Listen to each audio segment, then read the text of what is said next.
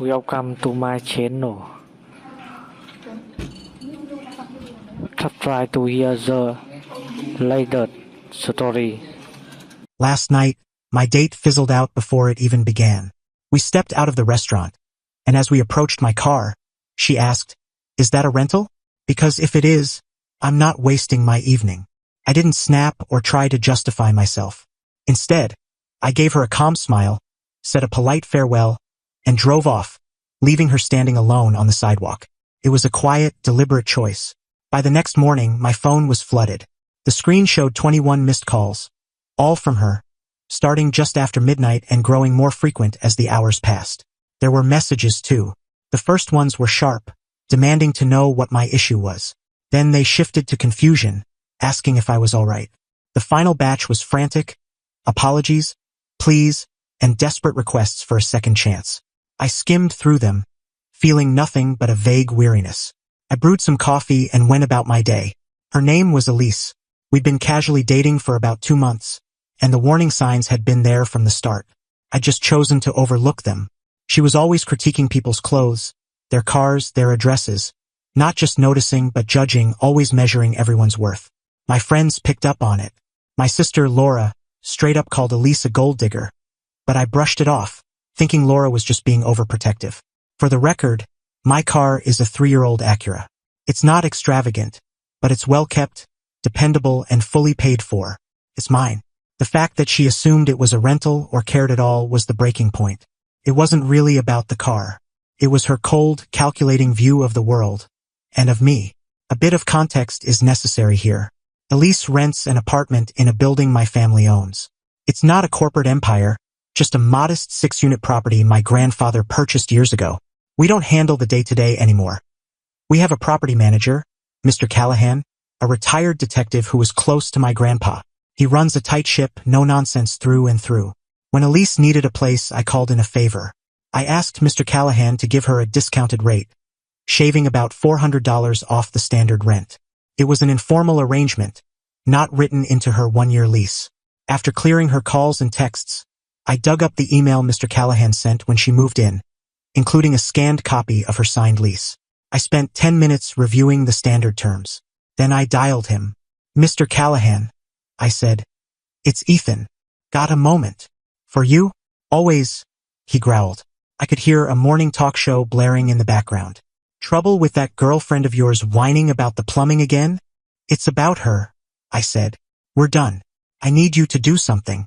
I explained that I wanted Elisa's rent raised to the full market rate, effective as soon as her lease allowed. There was a brief silence. "You okay, kid?" His voice softened. He'd known me since I was a kid. "I'm fine," I said. "Just undoing a personal favor." "All right," he said, back to business. "Her lease requires 30 days, written notice for rent adjustments. I'll draft the notice today, referencing Section 4B, which covers changes to non-fixed discounts. It's standard but bulletproof.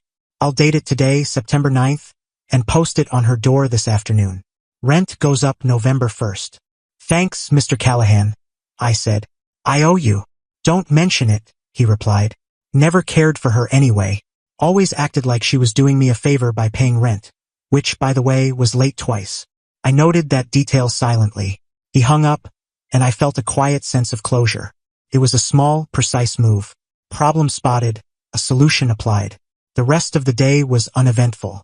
I went to work, came home, cooked dinner. Around 7 p.m., my phone pinged. A text from Elise. "Are you serious? A rent hike? Really?" I didn't respond. Another text followed.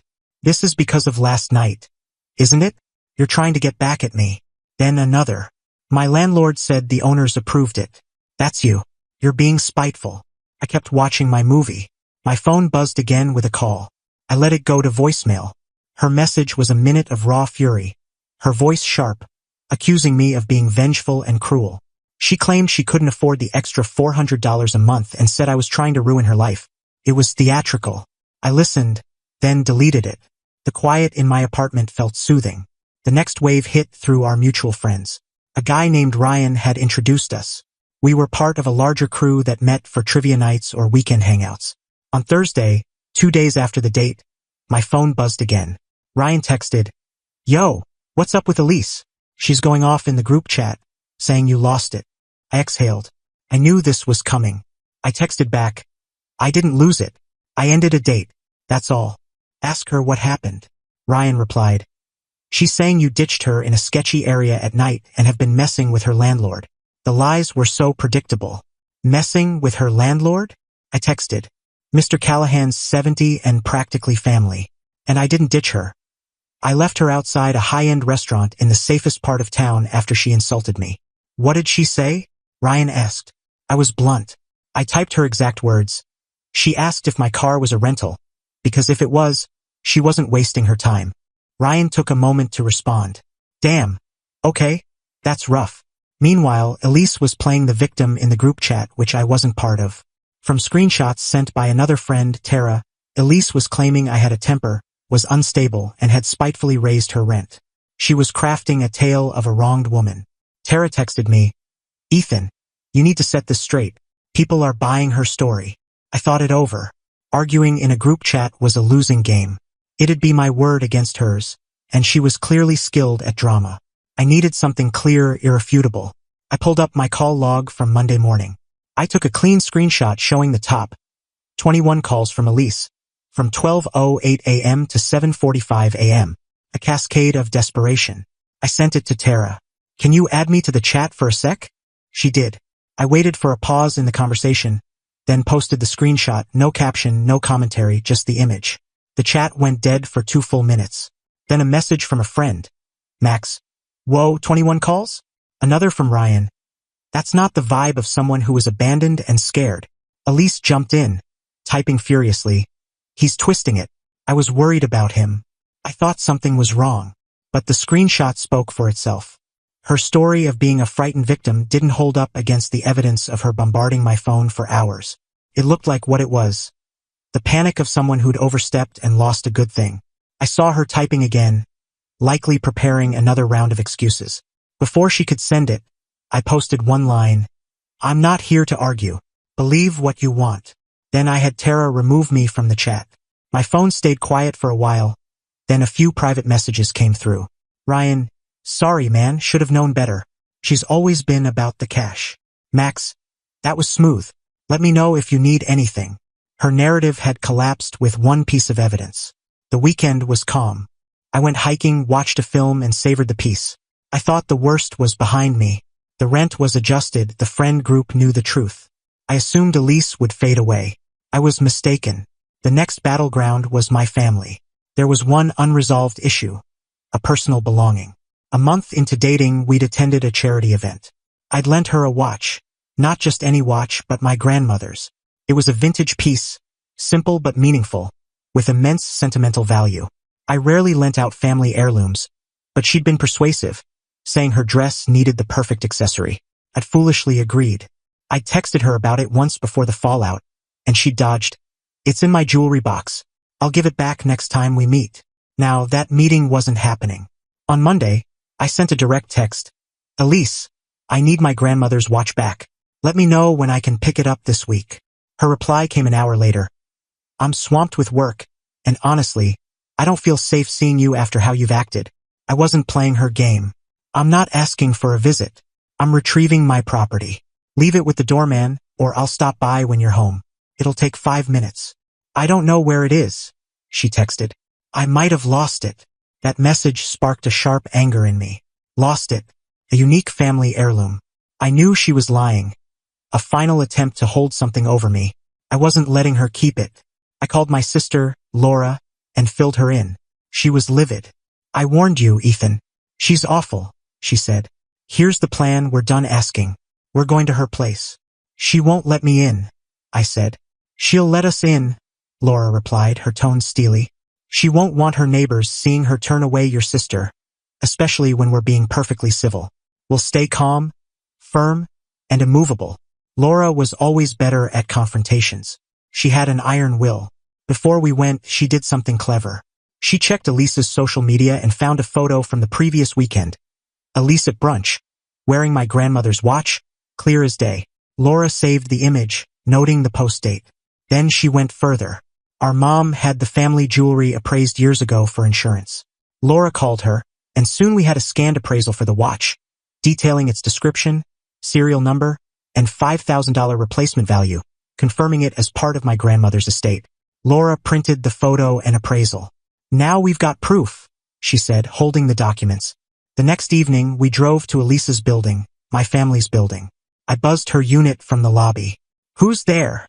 Her voice crackled. "Ethan and my sister Laura," I said evenly. "We're here for the watch. We're not leaving without it." A long pause. "I told you, I don't know where it is. Let us up, Elise." Laura cut in, her voice crisp. "Or we can talk in the lobby. I'm sure Mr. Callahan wouldn't mind joining." Mentioning Mr. Callahan worked. The door buzzed, and we went up. Elise cracked the door open, dressed in sweats, glaring. "What do you want?" "The watch," I said calmly. "Now." "I can't find it," she insisted, her eyes flicking between us. "I'll look this weekend." Laura silently held up her phone, showing the photo of Elise wearing the watch 3 days ago. Elise paled. "That doesn't mean anything," she stammered. Laura held up the appraisal, pointing to the watch's description. "This proves it's a family heirloom worth a significant amount. We have you wearing it after saying it's lost. This is theft." Elise stared at the document, then at Laura's steady gaze. Her defiance crumbled. There were no friends to spin tales to, no chat to manipulate, just two people with evidence in her hallway. She shut the door without a word. We waited. A minute later, she opened it again and shoved the watch into my hand, her face a mix of anger and shame. "Satisfied?" she snapped. "Yes," I said, checking the watch for damage before pocketing it. "Thank you." We turned and left. We didn't speak as we walked to the elevator. I could feel her eyes on us, but I didn't look back. The watch in my pocket felt like a weight lifted. That was her last hold over me, and now it was gone. The final piece of this mess played out a month later. Elisa's lease ended in October, and Mr. Callahan told me she hadn't renewed. She tried to fight the rent hike, even threatened legal action, but he pointed to her signed lease and said he was following the owner's orders. She had no leverage. He'd already lined up new tenants, a young couple happy to pay full market rent. I hadn't heard from or seen Elise since retrieving the watch. The friend group had splintered. A few stuck with her, but most stepped back, avoiding the drama. Ryan and others reached out to me, and we started hanging out separately, which suited me fine. One Saturday afternoon, I was at a coffee shop, reading by the window. I glanced up and saw a familiar car pull into a parking spot. A sleek new BMW, the kind Elise always pointed out. She was in the passenger seat. A man in his late 50s, sharply dressed but visibly irritated, got out of the driver's side. Their body language told the story. He gestured sharply. She argued back, her face tense. He said something that made her recoil, pointed at her, shook his head, and walked into the bank next door, leaving her in the car. Elise sat there, staring ahead, her posture stiff with frustration. For a moment, I felt something, not sympathy, but a detached observation. She'd found a new mark, a richer one, but the pattern was unchanged. Her life revolved around someone else's wealth, a fragile, stressful existence. She looked caged.